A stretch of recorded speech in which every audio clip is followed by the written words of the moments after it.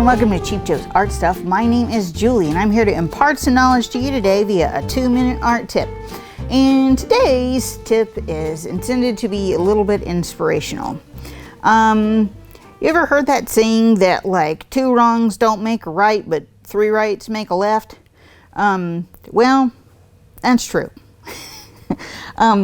And what I mean by that is that like changing direction can be quite freeing.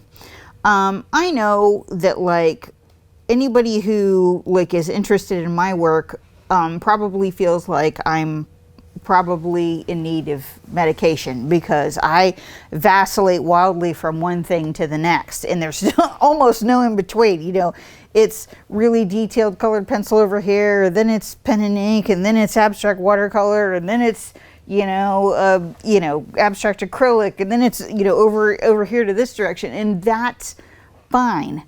Granted, if you're a selling artist who's generating income like that, viewers don't love it that much, when you're just all over the place. For me, people have come to expect that I'm going to do something erratic and weird.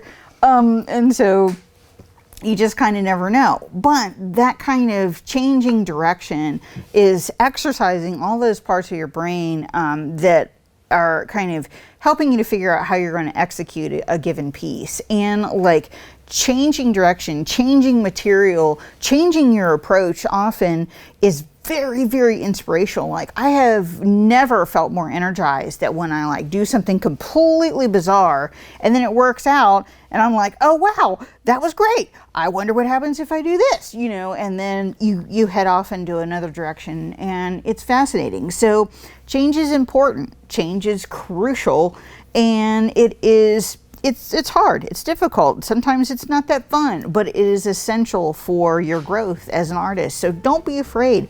Try new stuff, try new subject matters, try new material, have a good time.